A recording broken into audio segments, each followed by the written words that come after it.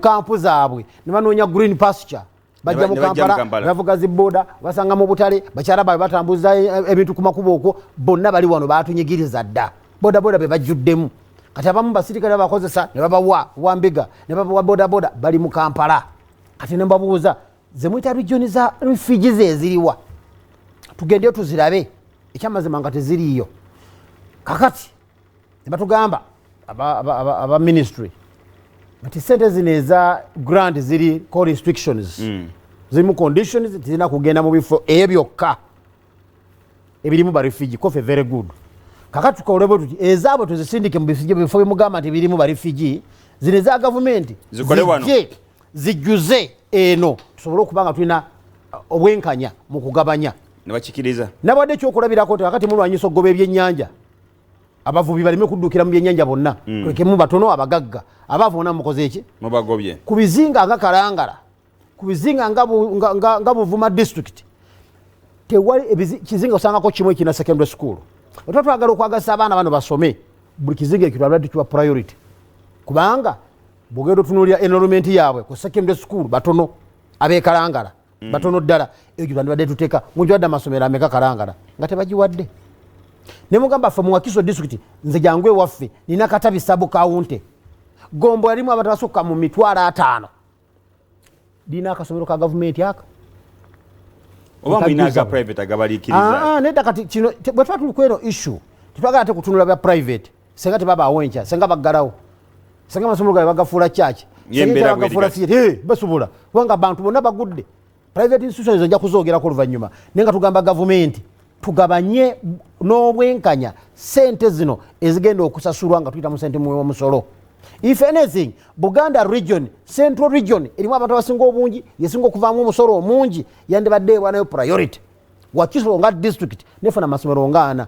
4 botunulira Kashumba akagombola akatoza n'abantu 15,000 kambuze kibuze ukwada amasomero 4 sente zino zigenda kuzimba amasomero mapya oba kuddabiriza agaliyo waliwo okugaziya agabadde aga secondary nga tegali ku mutindo galino bukirasi butono kugongereko structures waliwo okuzimbira ddala amapya gennyini nti olitandikibwa butandikibwa nalyo lipya nako twagogeddeko naye tutadde issue bannaffe abo mu western ebitundu byabwe bibadde bituta amasomero mangi twalabye nga si kyabwenkanya era nsaba njagala okwebaza komiti gye twabaddemu twakikaaniddemu era report twagezo gikola nga recommendation yaffe ziraga tutandike tukendeza amasomero agasukka 30 gaveeyo eri mu bannaffe gajje tugajjuze mugeno abatafunye bannaffe abakaramojja engulu eyo nabo balina lowest enrollment mu secondary level amasomero balina matono nabo tubawa omukisa tulina bannaffe abeekalangala balina ebizinga ebisukka 4 bizinga ebyo nga byegabanyiza nabo babiweeyo at least buli kizinga bakiweeyoko ku ssomero tunuulire emiliyoni 9 ezo bw'oba ozibaze zikunukkiriza almost sente nyingi nnyo mu biliyoni 3 mu something biliyoni 3 zokka because boda miliyoni zino 9 eza dola nozikubisaamu emirundi 13,600 nozofuna sente nyingi oba mu biliyoni nga zizo something like yes that. kati kintunde kiri nti sente oba nzitamu trillions kangabe trillion whatever the case ezo sente bwe tumanya nti buli district nga tugabanye bulungi buli district nefunako tuyinza kuba n'amasomero ameka mu buli district tulina district kati ezisoma mu 1,000 ne bwe tugamba 15 wadde tezituukayo kale buli district kubanga abadde banoonyamu balina akakodo ke batuteeseemu lowest enrollment kakulu kati nga waliwo ebitundu byoga nti okwenrollinga abantu abagenda mu secondary wawe wali obuzibu batukube manga nadendete ekya Kampala twagambye lowest enrollment because very good when you talk of lowest enrollment era mu Buganda tulinayo district ye Buvuma tulinayo district ye Kalangala ne Sembabule tulina ne Sembabule ne muganda ne Wakiso mmoja mwita ntino y'amaanyi nze kugambye tulinayo egombola gye bayita Busi tena na secondary school neji tulina egombola lye bayita Katabi Liva Namulanda ne limalayo Galuga nilijja likwata ku ntebe niligenda likomayo limala nakawukeri ku Kasanje eryo lyonna ggobola limu abantu abasinga buki lina akasomero kamu tuliwo omukisa nalyo enrollment eyabayizi okujja mu secondary okusoma okubanga ntono obanga nnene esinziira butabayo masomero mu bitundu ebyo oba waliwo ensonga enda ezigaana abantu bano okujja masomero okusoma bwe yadegamba nti abaana aba enrolling okugenda mu secondary school batono olwokubanga amasomero gye balina okugenda matono oba tegaliiyo gye gali nga matono bagaseera yes babagirese bwe batyo konze ya wekiba nga tuzze kwongera ku motivatinga kwagasa abantu kusoma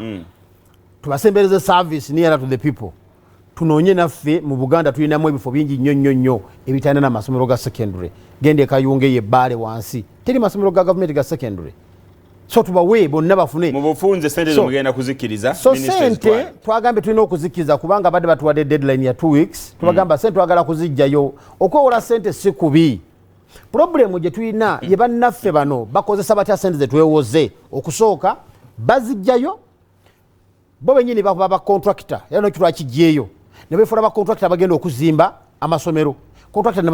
ne bazibawa bamalo zibawa ne babawane ku sente ne babula ne badduka ne musanga ebizimbe byatandika okuzimba nebikoma ku misingi myaka na myaka tebikola ki nga bagamba contractor yabula ne sente nenga bo benyini bali mu muzannyo ogwo so obuzibu si bwakwewola singa weewola sente oziteeka mu ekyo kyezirina okukola kigasa eggwanga naye problemu nti ababbi bo bangi bwe mumala okwewola sente bazibanyagakawo nga batula ate nga muzannyo binyini bagubaamu omuzannyo bagubeeramu nabo era yamugano mugamba kateeka wano nze ngenda kuyisa wano nomala okukwata bilioni 5 nze mpaaka eyange emu gwe ne bwobula tetujja kunalebo omuntu bwatunula ensonga eyo ey'okuzimba amasomero amapya enrollment eyongereko alabanga ababuuse katono nnyo ku mbeera eriwo kati amasomero gabadde gemaggale okumala omwaka mulamba n'ekitundu okuva 2019 akijja kuba myaka 2 amasomero gano agamaze emyaka 2 kati galimu emiti ejakula ne class ezimu zagwa embeere ne tunulidde masomero gano